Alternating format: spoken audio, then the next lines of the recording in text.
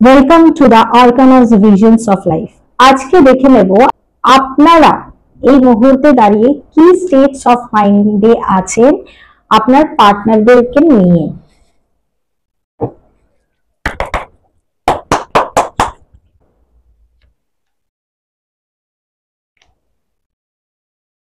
ওকে ওকে, so sorry. Sorry বলতে আমি এই কারণে বাধ্য হচ্ছি, আপনাদেরকে একটু কার্ডস গুলো দেখাতে চাই। Tower, Ten of Pentacles, Ace of Swords. যে কার্ডগুলো আমার কাছে এসেছে, it's not a very good card. আপনাদের এনার্জি এই রিলেশনশিপের টাওয়ার, মানে ল্যাক অফ ক্ল্যারিটির জন্য আপনারা এই রিলেশনশিপটা হয়তো কল অফ করতে চাইছেন।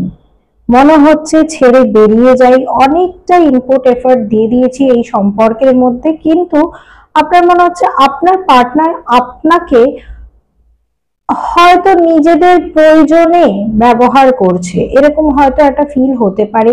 বা যখন তারা খুব হেল্পলেস হয়ে যাচ্ছে, কোনো দিক থেকে কোনো হেল্প, কোনো সাপোর্ট পাচ্ছে না, তখন হয়তো আপনার কাছে হেল্প বা সাপোর্ট চাইতে আসছে। অ্যান্ড এই জিনিসটা বা এই সিচুয়েশনটার জন্য কোথাও না কোথাও আমি দেখতে পাচ্ছি ল্যাক অফ ক্ল্যারিটির জন্যই আপনাদের আলটিমেটলি রিলেশনশিপটা কোল্যাপস করে গেছে। হুট করে কথা বন্ধ হয়ে যাওয়া হতে পারে, আপনি হয়তো কল অফ করেছেন বা হয়তো কোনো কিছু জানতে পেরেছেন যেটার ফলে আপনি খুব হার্টেড হয়েছেন, হয়ে মনে হচ্ছে যে না, এই রিলেশনশিপটা নিয়ে আমি আর এগোতে চাই না।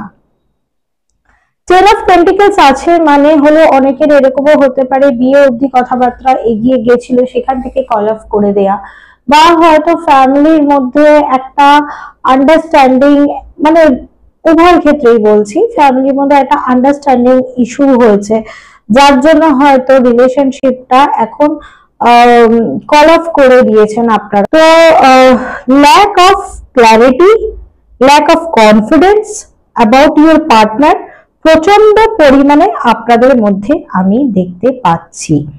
তাহলে দেখে নিই আপনাদের জন্য গাইডেন্স কি বলছে। এই যে খুব সুন্দর একটা লাভার্স কার্ড এসছে, এটার মানে হলো self love, harmony, relationship and choices.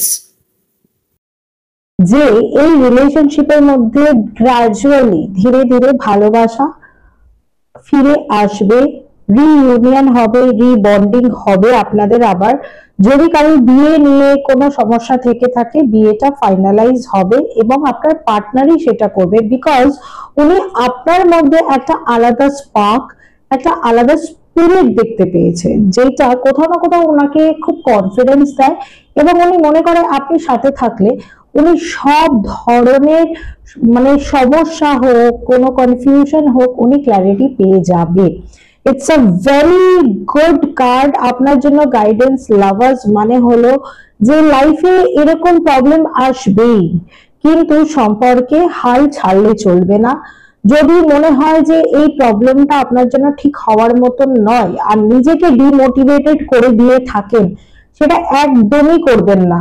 Lovers card আমাদেরকে এটাও বলে নিজেকে ভালোবাসতে শেখো, নিজেকে ভালো রাখতে শেখো।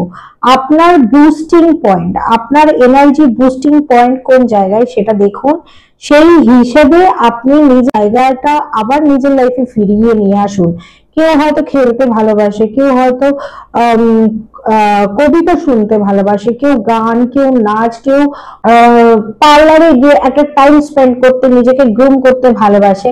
আপনারা নিজেরা যে যেটা ভালোবাসেন সেটা আবার করা শুরু করুন। এই যে টাওয়ার, মানে কোথাও একটা সাডেন ব্রেক হয়েছে যে রিলেশনশিপটা, তার যে একটা trauma, stress, anxiety, irritation, insecurity, এর থেকে অনেকটাই আপনারা রিলিফ পাবেন।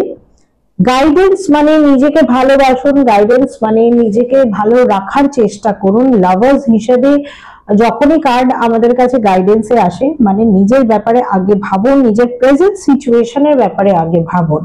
তাতেই কিন্তু কোথাও না কোথাও আপনার যে এই অ্যাংজাইটি, স্ট্রেস, যেগুলো আপনি আপনার লাইফের মধ্যে এই রিলেশনশিপে আসার পর খুব মিস করছেন, সেইগুলোকে, সেই ক্রাইসিস গুলোকে এবার ফুলফিল, মানে সেই ক্রাইসিস গুলোকে ফুলফিল করার চেষ্টা করুন।